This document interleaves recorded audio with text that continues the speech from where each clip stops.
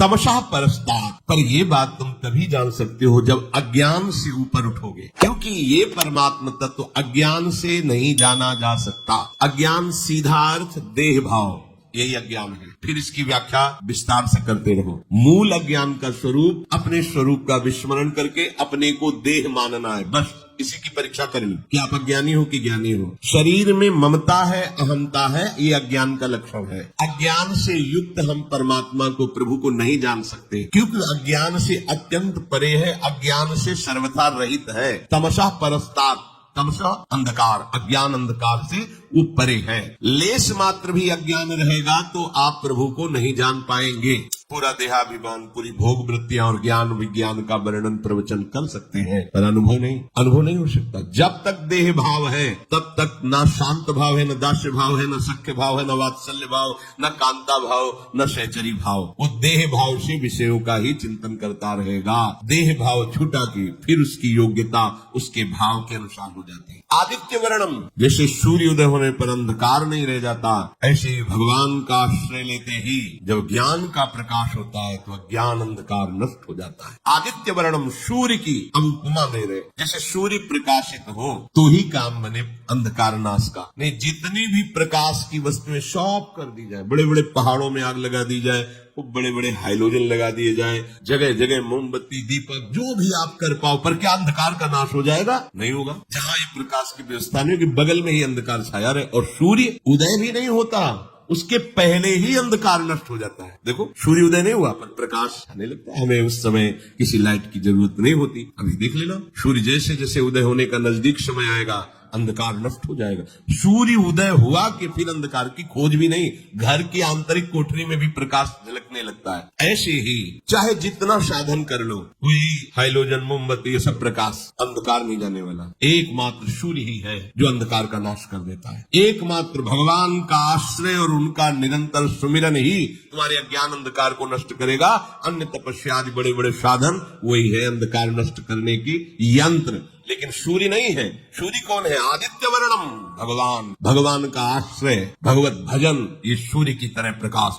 हृदय में कहीं भी अंधकार में, अज्ञान तिमिरांधस्य ज्ञानांजन शलाकया चक्षुरुन्मीलितम मेन तस्मै श्री गुरुवे नमः।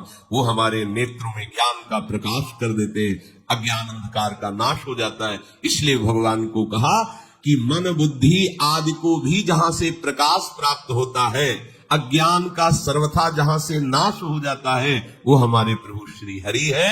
आदित्य वर्णम अनुस्मरे तो अचिंत्य रूपम, बहुत समझने का विषय है। हमारे प्रभु का रूप कैसा? आप भाव करें तैसा, अचिंत्य रूपम। उनका क्या स्वरूप है?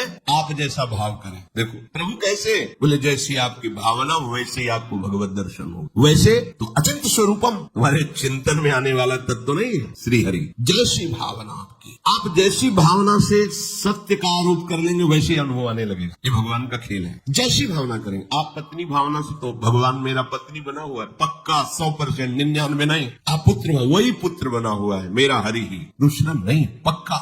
जिस दिन तुम्हारे नेत्र खुलेंगे तो तुम देखोगे तो मैं भगवान में ही खेल रहा था, मैं भगवान में ही खेल रहा था, चूक गया।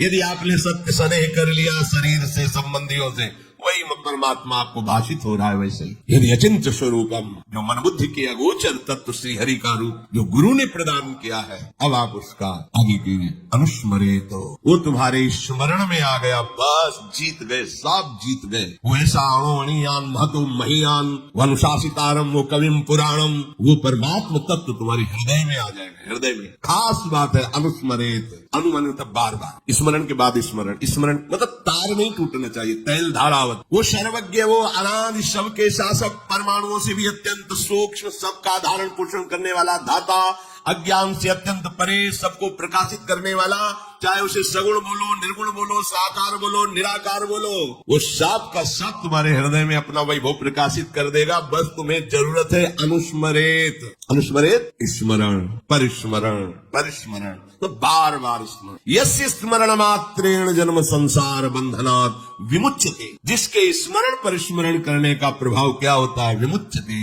जन्म के कर्म बंधन से, मरण भाव से मुक्त होकर चिदानंद स्वरूप में स्थित हो जाता है। खास बात यही है, स्मरेत अनुस्मरेत, बार बार स्मरण, बार बार प्रभु की याद। ये प्रभु अपना परिचय इसलिए दे रहे कि तुम जान लो कि तुम्हारे प्रभु कैसे हैं। ऐसे महान प्रभु के तुम दास होकर किसी व्यक्ति का आश्रय, किसी वस्तु का आश्रय, कहाँ फंसे हो, कहाँ हो तुम? राग द्वेष निंदा कहाँ हो तुम? अभी तो तुम देह भाव में, माया में विचर रहे हो, अभी साधक नहीं हो, अभी उपासक नहीं हो। साधक उपासक तो हर जगह अपनी प्रभु की महिमा को देख। अणो अणियान महतो भैया। पूज्य भाई जी से हनुमान प्रसाद पोद्दार जी ने अपनी वाणी में लिखा कि जहां से सुई के पीछे वाले छेद में धागा जाना मुश्किल होता है, हमारा श्री कृष्ण वहां से अनंत ब्रह्मांड पार कर देगा। अनंत ब्रह्मांड इतना सामर्थ्यशाली, कर तुम अकर तुम अन्यथा कर तुम। आप किसका हम आश्रय लें? ये सब मृत्यु के काल के कलेवा शरीरों को अहम मानने वाले, इनका हम आश्रय लें? ऐसे प्रियतम, ऐसे स्वामी का दास होकर किनका आश्रय ले? है ही नहीं कोई तो किनका?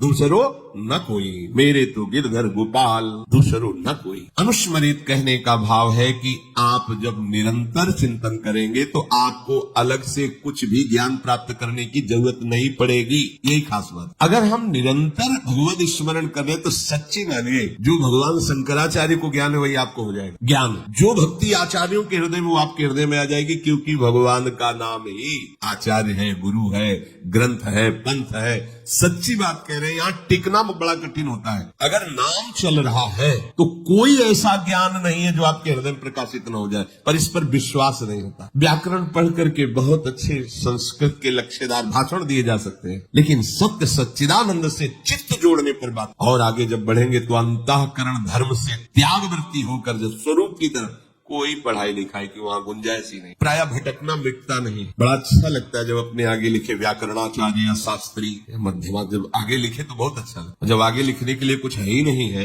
तो फिर एक ही अच्छा लगता है, प्रियालाल किसी का कोई। और ये बात समझ में आ गई तो सब आचार्यों का, सब महापुरुषों का मत आपको प्राप्त हो गया है। ये बात समझना कठिन है। जिन्होंने कभी स्कूल नहीं देखा, पढ़ने नहीं गए, ओ राम राम राम राम या एक ओम द्वि ओम तीन ओम ब्रह्म बोध संपन्न, उनकी वाणी और वेदांत के सूत्र मिला लो जाके, उनकी बोली हुई बात वेदांत में होगी, शास्त्रों में होगी, ढूंढ लो। क्यों? वो निरंतर नाम में रत, बहुत ज्ञान, बहुत विद्या और संसार के भोगों में रति।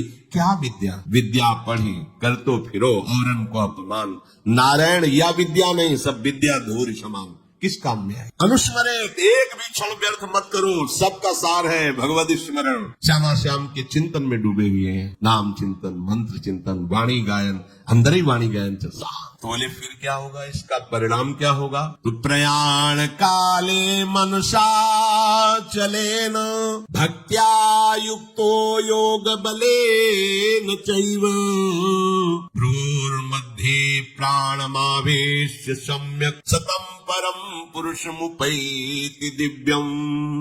फिर आपको कह रहे हैं जैसे योग मार्ग में होता है, शब्द कमलों का वर्णन आता है, जो इनको भेद करके वो फिर ब्रह्म को प्राप्त होता है। कुंडलनी जागरण, कई तरह की योगिक चमत्कारमयी वृत्तियां वर्णन योग ग्रंथों में आता है। हम आपको अनुभव की बात वो भी किए हैं, क्योंकि संन्यास मार्ग में चले नैष्ठिक ब्रह्मचर्य के समय यथा प्राणायाम, पद्मासन, संयम, नियम, जो जैसे गुरु कृपा से नाम में इतनी सामर्थ्य, बिना किसी प्राणायाम और पद्मासन लगाए अपने आप आपके जो चाहिए वो प्राप्त हो जाए। सप्त कमलों का भेदन, कुंडली का जागरण, सुषुम्ना नाड़ी का खुल जाना, ब्रह्मरंध्र से चिंतन होने लगना। आप जब अच्छे से भजन करोगे तो आप देखोगे यहाँ हल्का सा दर्द शुरू हो जाता है, ये आज्ञा चक्री कुतकुताहट सी मीठी मीठी दर्द। जब आप अच्छे साधक होगे तो, अगर आपका ब्रह्मचर्य ठीक नहीं तो ये सब कहानी है, या फिर केवल कथा सुन लो। अगर आप ब्रह्मचारी है, संयमी है और आप नाम जापक है तो आप देखना हल्का सा यहाँ आज्ञा चक्र में एक मीठा मीठा दर्द। वो ऐसा नहीं कि दुखद हो, पर वो एक ऐसा है, यहाँ एक वो शब्द है। जब यहाँ शुरू होगा तो आपकी दृष्टि जो है वो एकाग्र होने लगेगी, नासाग्र, बिना नासाग्र की वैसा भार पड़ता है आनंद का कि नेत्र अपने आप ऐसे अर्धनिमीलित नेत्र होने लगते हैं। और फिर मंत्र यही ऐसे जैसे ऐसे प्रकाशित होता है बार बार बार बार, उसके आनंद का वाणी की सामर्थ्य नहीं, कोई यौगिक क्रिया नहीं, कोई पद्मासन नहीं, पैर फैला बैठे, सोफा में बैठे, कैसे नाम चल रहा ना, इतनी हीट पैदा हो रही, ऊर्जा शक्ति आध्यात्मिक, आज्ञा चक्र खुल रहा है अपने आप। ये जो शब्द चक्रों का भेदन है, बिना किसी प्रयास हम ये पूरे शरीर में कंप शुरू हो जाएगा। अगर आपको एकाग्रता पूर्वक नाम जप करे तो संभाल नहीं पाएंगे, मतलब एक एक नस नाड़ी कांपने लगे, जागृत हो रही कुंडली। नाटक करने की जरूरत नहीं है, इसमें नाटक नहीं होता। जैसे आए थे कि भाई कुंडली जागृत हो, जैसे किसी को भूतावेश नहीं होता हो, ऐसे ये बहुत गंभीर मुद्रा होती है, संभालना है बस, शांत एकदम भगवदाकार जागृत हो रही। कुंडलनी जागृत करने में यौगिक क्रिया में धोखा हो सकता है। अगर कुंडलनी का मुंह जरा से नीचे हो गया, मान के विचारी हो जाएगा, भ्रष्ट हो जाएगा। नाम जप की अगर वाला शब्द नहीं है, सीधे जागृत। कौन सी सिद्धि है, कौन सा ऐसा परम लाभ जो नाम जप से नहीं प्राप्त? अच्छा, कुंडलनी जागरण का फल क्या होगा? भगवत प्राप्ति अगर ना हो तो किस काम का रहेगा? नाम सीधे फल की प्राप्ति कराता है। इसमें जो वर्णन इसलिए इसका किया, ये अलग से तुम्हें नहीं करना कि आसन में बैठ करना, साग्र दृष्टि करके भ्रू मध्य का, ये अपने आप होता है, अपने आप होता है। कई बार ऐसे ऐसे करके दबाने का होता है कि याद हो, बहुत समय तक हमने गुरुदेव भगवान के पास सर दर्द की बाम देखी है, ऐसे शाम के ऐसे ऐसे चिंतन से नस, इतना मजबूत थोड़ी नस नाड़ियां, निरंतर चिंतन के प्रभाव से 1 बजे रात्रि की जगह देखा गुरुदेव भगवान कब सोते हैं, कब यमुना जी से हमारे तो सुबह देखा थोड़ा लेटे, कभी प्राणायाम, ये सब कहीं वहां प्रश्न ही नहीं, हर समय सब जागृत हो जाए, सब जब आग लगेगी तो कुछ नहीं बचेगा, सब भस्म हो जाएगा। ये नामांग जो ही प्रकट होगी, सब काम क्रोध सब भस्म, सब यंत्र खुल जाएंगे, सब सिद्धियां आ जाएंगी। विश्वास करो, अलग अलग से एक एक ठीक करने की जरूरत नहीं, सब जागृत हो जाएंगे। भक्ति युक्त उपासक अंत समय में अचल मन से और योग बल के द्वारा भ्रकुटी के मध्य में प्राणों को अच्छी तरह से प्रविष्ट करके शरीर छोड़ता है तो उसे परम दिव्य पुरुष की ही प्राप्ति होती है। योग बलेन, योग से अगर आपको लगता हो कि अष्टांग योग का भगवान इशारा कर रहे हैं, मान लीजिए आप, लेकिन हमारा इशारा अलग जा रहा है भगवान के ही वचन से। योग भगवान कराते हैं, अष्टांग योग में हम करते हैं, आसन प्राणायाम प्रत्याहार ध्यान धारणा समाधि, और भक्त का योग भगवान कराते हैं। तेषाम सतत युक्तानाम भजताम प्रीति पूर्वकम ददामि बुद्धि योगम तम, ददामि मैं देता हूं उसे, योग बल मैं प्रदान कर, महायोगी श्री कृष्ण, बुद्धि योगम तम ये नमाम उपयांति, मैं उसे योग, ये है निर्भय योग। सच्ची अगर कभी योग के मार्ग में कदम रखे अष्टांग योग में, तो पहला सूत्र याद कर लीजिए, अगर ब्रह्मचर्य नहीं तो आग से खेलना होगा। पद्मासनों में बैठा प्राणायाम करना और कहीं कुंडलनी आज जागृत की वृत्ति और ब्रह्मचर्य छेड़, तो आगे चलकर ऐसे भयानक रोगों से ग्रसित हो जाओगे जो आपका जीवन जीना मुश्किल हो जाएगा। ये हम बड़े बड़े योगियों से गंगा किनारे मिले, बहुत ऐसे काहे को झंझट में फंसे, अरे राधा राधा राधा राधा राधा राधा, भाव कुभाव अलख आलसहु, नाम जपत मंगल दिशि दसहु। पर वो अहम को इसमें पुष्टता नहीं मिलती ना, उसमें मिलती है 4 घंटे पद्मासन में बैठता हूँ, ये मैंने ये जागृत किया, मैंने वो जागृत किया, तो है सब देह के अंदर ना, स्वरूपगत थोड़ी बोल रहे हो, तो अहम धर्म से ही तो है ना, अभी बात नहीं बनी। असम प्रज्ञात विचक्षणा समाधि में पहुंचा हुआ ही ये सब त्याग कर, और ये समाधि प्रेम समाधि के आगे लघु है, और प्रेम समाधि के लिए पद्मासन की जरूरत नहीं है, राधा राधा की जरूरत, राधा राधा राधा।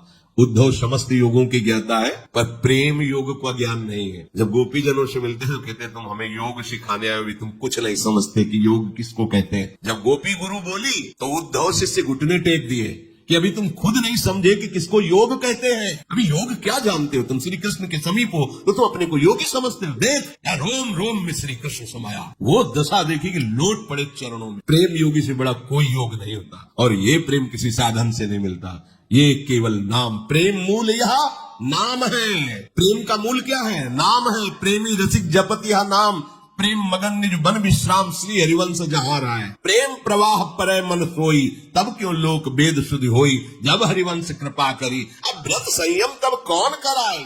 प्रेम प्रवाह में बहता हुआ मन युगल सरकार की दिव्य लीलाओं में आप कौन। प्रेम मूल यह नाम, प्रयाण काले मन साचले, ये योग बल से अपने। और यहाँ लाडली जो आती है, लाडली जो, तुम प्रेम मार्ग के पथी को बात पर विश्वास करना, तभी समझ में आएगा। हम प्रमाण नहीं दे सकते इसका। अरे थोड़ी सी मन में परेशानी होती है तो लाडली जो को चैन नहीं मिल पाता, फिर अंतिम परेशानी में वो आप विराजमान रहे निकुंज में, लाल जो को गल भैया दिए, सवाल नहीं उठ सकता। दासी वत्सला कर हे राधा, थोड़ा भी अपनापन में लाडली जो व्याकुल हो जाती है कि इसको मानसिक परेशानी जरा सी भी आती है, कहीं भी हो, देखा है कहीं भी हो, कोई क्षण ऐसा नहीं कि उनका दास उदास हो जाए और वो चुप बैठे रहे, निर्मोही समझते हो क्या? उनको निष्ठुर समझते हो? करुणा समुद्र है, अति उदार करुणा वरुणालय युगल सरकार है।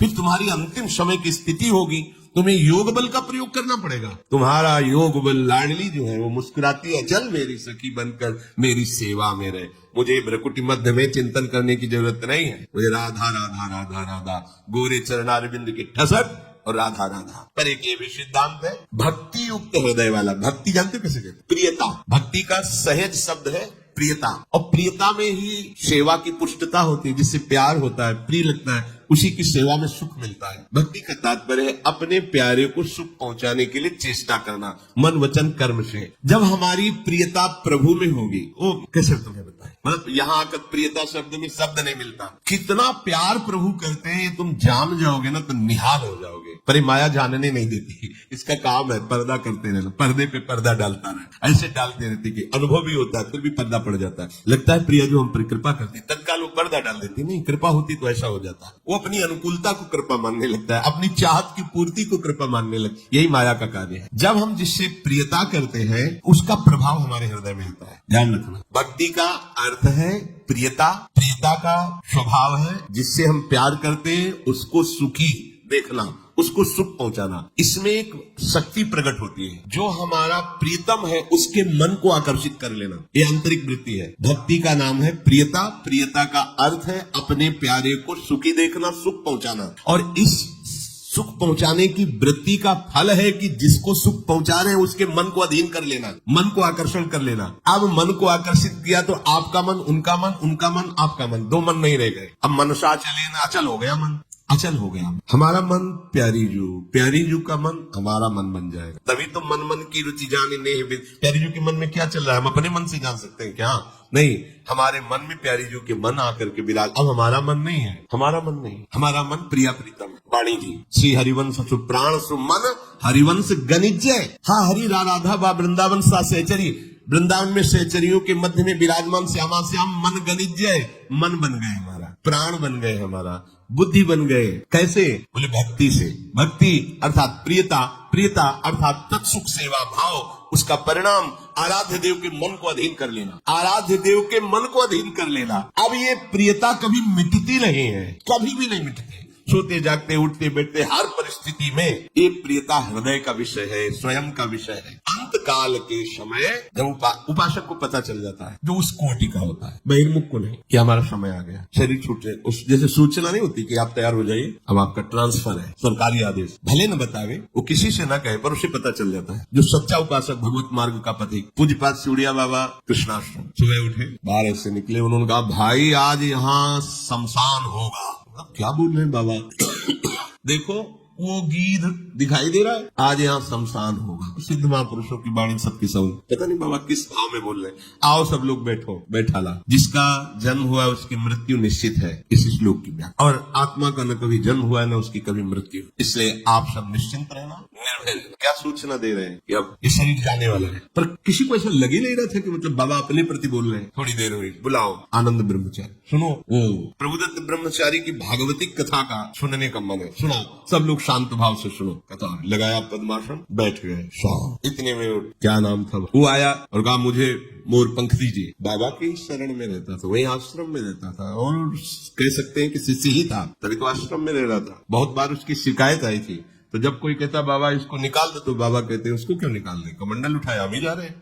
तो फिर रोक लेते, किसी की हिम्मत नहीं पड़ती। संतों के हृदय को तुम संसारिक दृष्टि से नहीं तोल सकते हो। मना किया है, तुम्हारी जो सेवा करो। जब वो गया और गड़ासा लाया, जिससे चारा काटा जाता है ना, वो गड़ासा हाथ वाला, और कंबल ओढ़ करके आया। किसी की ऐसी संभावना ही नहीं थी। आके 6 इंच गड़ासा घुस गया खोपड़ी में से, बाबा कैसे बड़े बल पूर्वक 4-5 बराबर लगातार, तो जैसे फव्वारे नहीं उठते, ऐसे खून के फव्वारे बाबा के, और ये गड़ासा लगा वो।